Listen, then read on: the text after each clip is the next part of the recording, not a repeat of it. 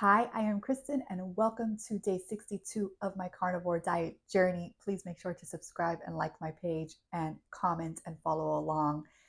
So, yesterday I talked about my weight stats for day 60. So, go check that out. Now, I also talked about that I haven't been feeling my microscopic colitis lately.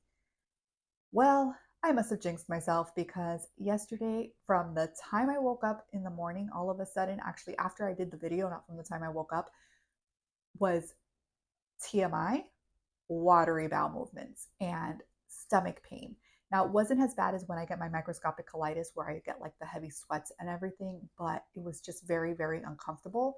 And at night, after I ate dinner, I was in pain and just felt completely frustrated, kind of like if I'm taking a step back. Now, with that said, I also just started my period. And so, if you get your menstrual, I am curious to know if you get any other symptoms besides irritability and cramps. Do you get stomach issues? Do you find that your immune system drops? So for me, usually my immune system would drop and I would get sick all the time. That thankfully, I feel that I have seen improvement with the last two periods. And I have to look back at my journal to really see what happened last month. I don't think that my stomach was as bad as it was yesterday. And today, this morning, it was still not great, but definitely better than yesterday. So I'm just a little frustrated because I feel like, is it what I ate? Is it something else going on with my microscopic colitis? Or is it because I'm getting my period and it's just kind of all related? I don't know. So definitely I am keeping an eye on that and I want to see what happens because this is only my second month doing the carnivore diet and getting my menstrual. It's hard for me to kind of tell if it's still part of my menstrual system or if it's my microscopic colitis or something that I'm eating. So I will keep jotting down the notes and figuring that out, but I would love to hear any woman's experience on this matter, especially if you've been on the carnivore diet for longer than I have, or what does your body go through before you're on the carnivore? I would love to hear that too, either way. My other thing that I wanted to talk about is that my anxiety levels, although have significantly improved and I'm not having anxiety every day. I did have some anxiety yesterday.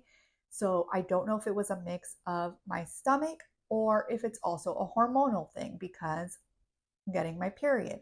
And the kids were wild yesterday, and the baby is in his terrible two stage and was crying all day. So it was just a heavy load yesterday between that and my stomach. And so I just felt very irritable very easily and anxious.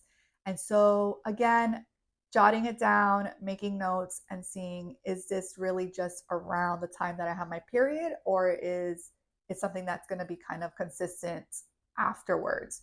So I will be keeping an eye on that and keeping note and letting you know how it goes. And other than that, my energy levels, let's talk about that. So, my energy levels, as you know, have definitely improved. I've talked about this before. I mean, it was from midday crashes of wanting to just literally pass out and go to sleep to so much more energy lately. And even with that, I have noticed something that seems a little similar to other foods that I've eaten and feeling this way. So, first meal of the day is usually in the afternoon. Today also was in the afternoon, probably around 12 something. And I had my eggs and I had my bacon. And immediately after, I felt a little tired. And so I'm starting to connect that I think it's when I eat pork because it's usually bacon or the pork sausage that I make. That's frustrating because I've told you before and I'll say it again. I love my bacon. And so I'm going to make chicken sausage for the week and see how I feel. and see if I feel that energy drop after I eat breakfast, because I'm just trying to figure out what that could be. Now, it's not such a big drop where I feel that I want to go, pass out right now because my eyes are closing, but I do feel pretty tired where I do want to just lay down and maybe take a small nap. I'm not able to do that because I have a little 2-year-old that is always with me, but that's why it's frustrating, and because I work from home. And so I don't have time to take a nap in the middle of the day. I'm not, 80 years old taking a nap in the middle of the day, although I wouldn't mind it. um, it's just a little bit still of a roller coaster where I'm feeling the highs, and then something small just tweaks it back down, and I'm just trying to figure it out. I'm hoping that in the next 30 days I get a clear results and resolution on some of the things that I've been wanting to see fixed in my body. I still get a little bit of inflammation in my hands, although way better than it was before. Um, the one thing that I have to say is consistent is the bloatedness. I don't feel bloated at all.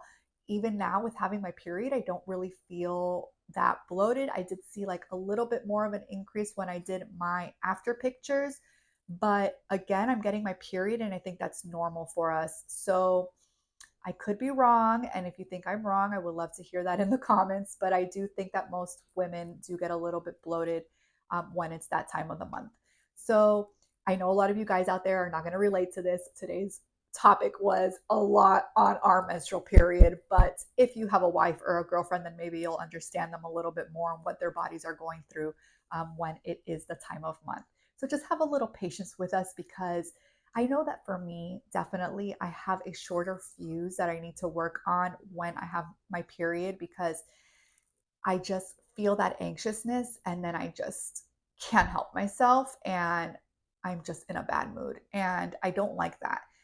I remember when I was younger, I didn't really get in a bad mood. And I even thought to myself when I would hear how other women would be in really bad mood and just moody overall when they would get their periods. And I'd be like, I don't really get moody.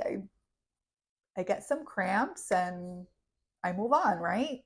But as I got older and my anxiety got worse, when it is that time of month, I do realize that it's that anxiety enhances and my irritability enhances with it.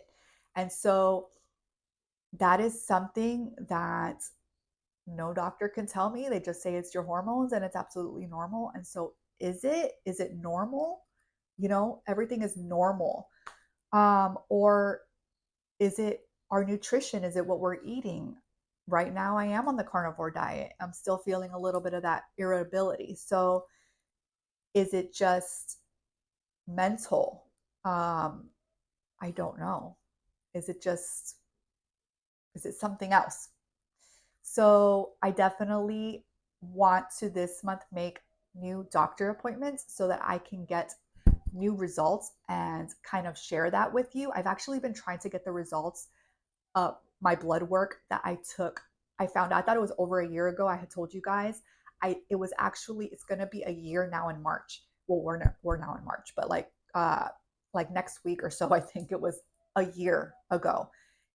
And the doctor's office, I kid you not, I have not been able to get the results. They have an excuse that sometimes my email doesn't work, which, mind you, I've gotten emails from them. So how is that possible?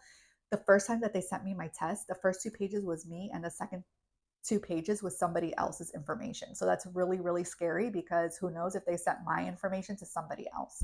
Most recently, they went ahead, I requested it again, and they sent me somebody else's information, a different Kristen.